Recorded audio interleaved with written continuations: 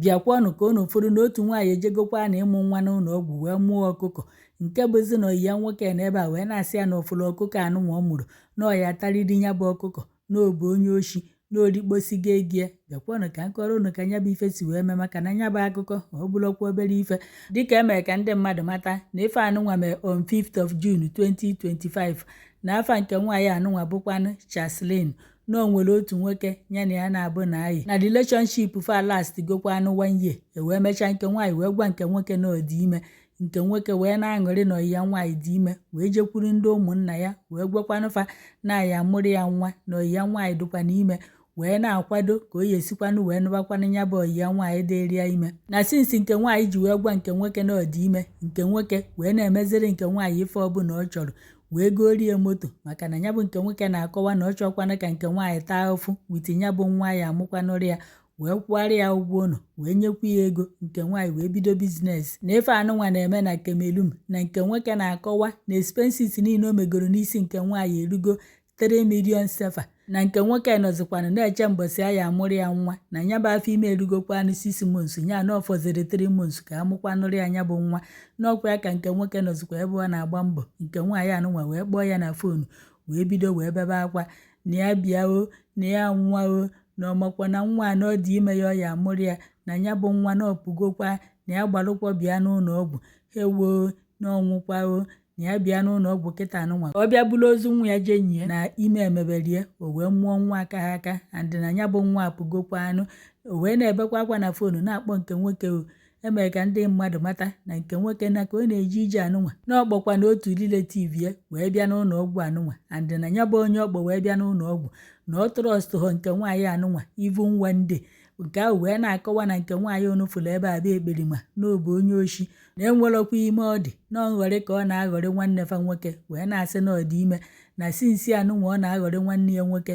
wee na-anasịsị ya ego na ife ọ na-eme bụ na ọ na-eri oke nri na-aṅụ oke mmiri a sị na ọ na-atacha ma bọga n'okwu orifecha oke afọ ochelu nke nwoke ya mbọsị nke nwoke ji abịa afọ ya o wee fụzie afọ ya nke nwoke eche na ọ dị ime eziokwu wee na-eburu ego wee na-ebinye ya bụ nke nwaanyị na ọmaọkwanụ na nke nwaanyị adịghị ime eziokwu na ife nke nwaanyị nọ wee na-atụ egwu si nsebụ ka o ya esi wee mụkwanụ nwa adị na ọmakwanụ na ọ dịghị ime ọnya ka nke nwaanyị jere n'ụlọ ọgwụ a na-akpọ Dr. Oben Hospital na nke nwaanyị onu na-afụ ebe a na ojego n'ụlọ ọgwụ wee jee pụrụ anụ witi ndị nọọsụ na-arụ n'ụlọ ọgwụ anụnwa pụrụ anụkwa witi dọkịta nwekwa n'ụlọ ọgwụ anụnwa na ife nke nwaanyị mezebu na o ji egota frozen chicken amakwo nnọ nke o ji aka ya gbuko nke o gotara egota na ya bụ ozu ọkọtọwa na ebe a wee gbuwa ọkụkọ agha afọ wee wesịta efe dị ya n'afọ gbujipụrụ ya ofu nku aka ya gbujipụ ya ofu nku ọkpa ya wee hapụ ya bụ ọkụkọ o wee nọ ife dịka 2 days nya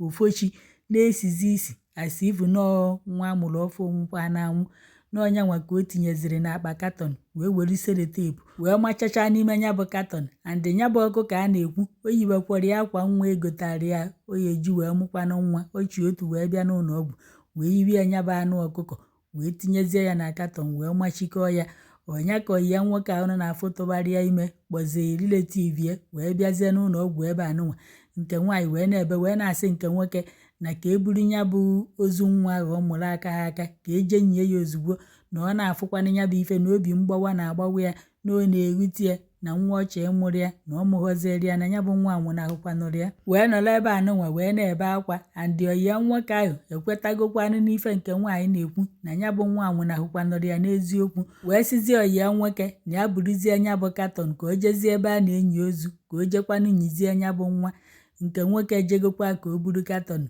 o wee bụ na onye ya na nke nwoke yi wee bịa wee sị mba ka atọpenụ katọn ka afụnụ ka ihu nwa n'ụdụ na ọ bụgo na ya enyi nwa na nke nwoke tụbara ime ka ọ fụgodu ka nwa n'ụdụ ma na nwoke ka ọ nwaanyị marụkwanụ ka ihu ya du o ji wee nwụnahụ ụfa nke nwaanyị wee sị mba o na ya emepekwana ya na ọ bụrụ na o mepe ya na ọ na-echetara ya afụfụ ọ tara ka o si wee bu ya bụ nwa 6 months ebuzughozi ya 1 year ya bụ nwa wee nwụnahụ ya na ya emeghekwana ya relative nke nwoke wee na-agwa nwanne ya nwoke na nke nwaanyị asị gịnị na ahakwa aka ụdị akụkọ akọ na ya atọpelili ya bụ katọn eji selotepu wee machi ka a mara ife dị ya n'ime marụkwana ife a na-ejekwana ije nyi n'ala n'ọkwa ebe a ka ọ nọzi wee na-agwa nke nwoke wee na-agwazi nke nwaanyị na ọkwa ọma na ọnwa ya adịkwa na ife anụnwa na ya chọọ ịfụkwana ya ka ọ marakwana ka ihu nwa ya nwanụ dị, na ọ fụcha ya ofu ugboro a ka fa buruzie ya wee jenyie ebe a ka nsogbu nọzi wee doro nke nwaanyị. Wee tọpezie katọn, o wee bụrụ ozu ọkụkọ ka nke nwaanyị buje wee machikọọ n'ime katọn. Nke nwoke nọzi ebe a wee na-asị ọ na-abụ ọkụkọ tụbara oyi ya nwaanyị ime ka ọ na-abụ ọkụkọ ka ya na oyi ya nwaanyị na-ayị. So na sinsi anụnwa ọ na-agwa ya na ọ dị ime n'oshi ka ọ na-ezu ya. Ife nke nwoke na-ekwu n'ọnụ ebe a ya ụnụ mụkata amụ, ọ sị ya na ọ bụ onye oshi azụrụ azụ, ekperima abalị ekperima n'ụtụtụ. N'ebe a ka nke nwoke nọzi wee na-akọ ka o si wee mara nke nwaanyị anụnwa n'okwu ebe nke nwaanyị jere oshi meshin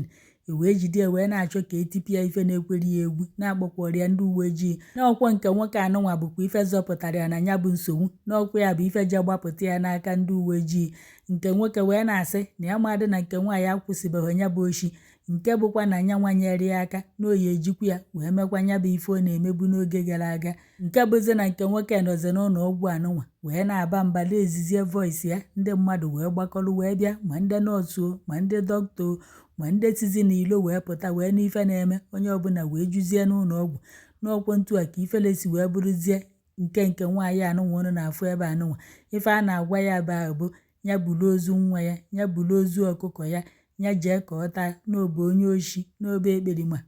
Nwekwu dịka ịkọ ọnụ akọfọghọ nke nwaanyị anụnwa ma reletivu nke nwoke ma nke nwoke fa wee na-akọ ya ọnụ fa akọrọ ya akọghị akọ. Ebe a ka ụfọdụ nọ wee na-asị na nke nwaanyị anụnwa na ife kpatara o ji wee ghọrọ nke nwoke a wee si ya na ọ dị ime bụ ka o wee napụta ya ego, na sinsi ahụ nke nwaanyị gwa nke nwoke na ọ dị ime nọ nke nwoke na-afụzi maka expenses niile dị n'isi nke nwaanyị na kịta anụnwa na ọrụ ya akụgokwa anụ. Wee sị ka m wetara unu ebe a ka unu nụkwa nke na-afịa na Cameroon. Ọ dị unu ka ife nke nwaanyị mere na ọ dị mma ka ọ dị njọ? Ọ bụrụ na ọma na ọ dịghị ime, o kwesịghị ịgwa nke nwoke na ọ dịghị ime.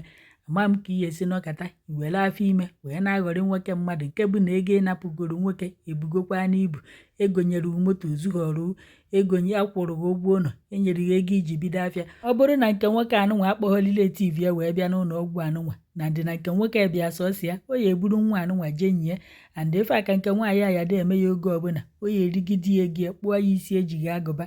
Ekenekwa m unu.